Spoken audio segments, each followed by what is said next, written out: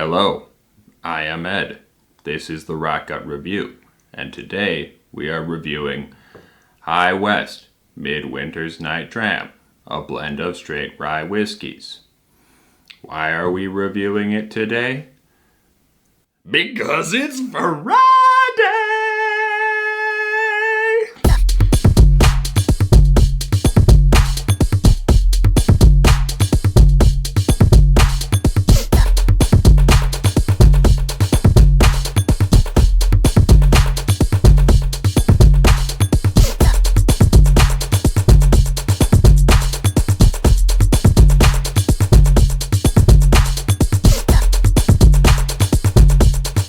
Alright, so it is fall 2021, and you know what that means? It means there's a ton of big annual whiskey releases coming out right now. And of course, well, all y'all bourbon heads are out searching for your B-Tacs and your Pappies and your whatever else. There's only one allocated bottle that I really care about. And that's this baby right here. A little bit of the High West Midwinter's Night Dram. In fact, this was the only allocated bottle to make it into my 5 ryes you need list, which you can watch right here. This guy right here is only getting more and more allocated every single year. Probably because jagoffs like me keep talking it up.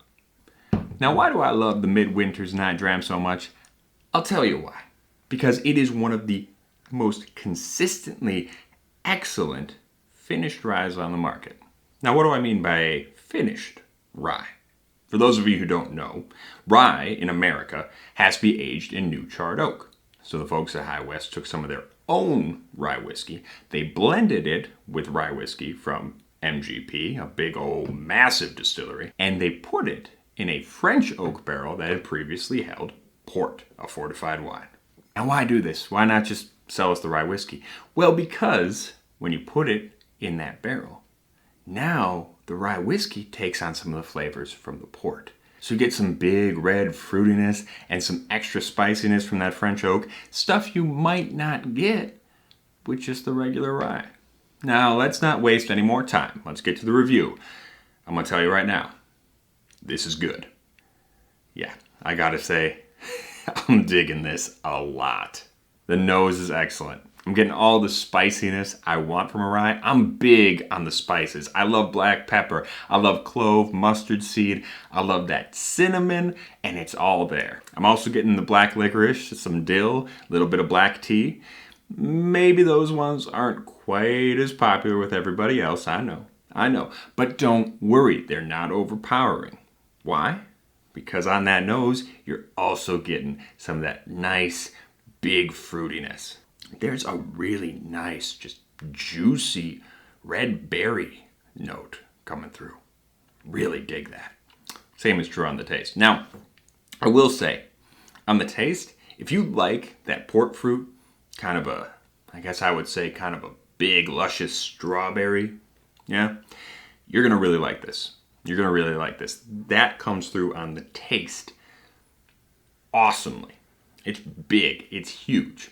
But it doesn't overpower the rye, and that's important to me, all right? It's important when you're finishing a whiskey to know when to pull it out. You don't want to completely overwhelm the whiskey itself. And High West, I gotta say, overall, does an excellent job doing that. The port isn't overpowering, the rye is still there, but you get the best of both worlds. They're both interacting and playing nice. It's cool.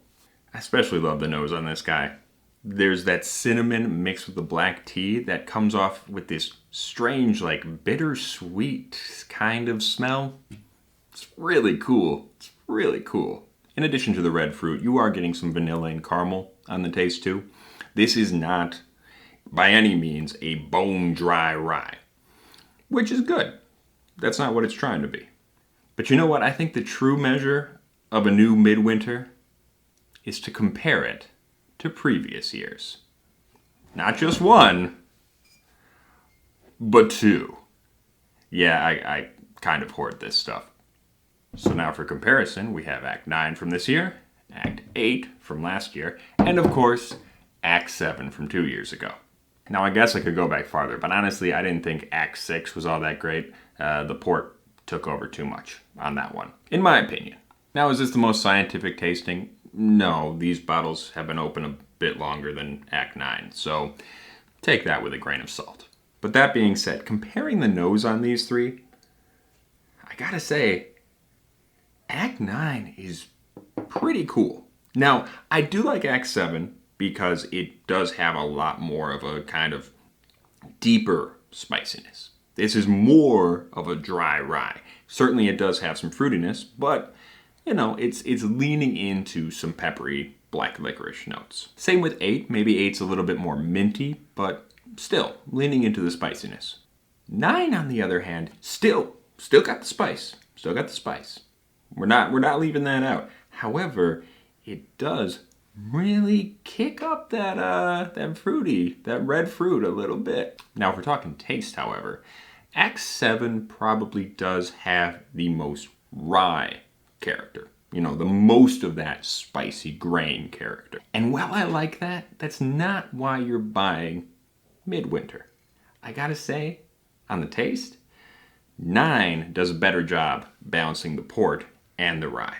Does it run a touch more sweet? Sure. Yeah, I think it does. Which isn't my favorite thing, but I'm betting a lot of you guys out there will dig that. So you know what? I think Mighty Number 9 right here stands up to its predecessors. This is still some excellent goddamn rye whiskey. So if you're able to find it, go out and buy it with confidence, because this is good shit. I hope it keeps you warm on the cold winter nights. But me, I'm gonna make myself a little Midwinter blend and say goodbye for now. Until next time, stay safe, stay healthy, but most of all, stay rotten.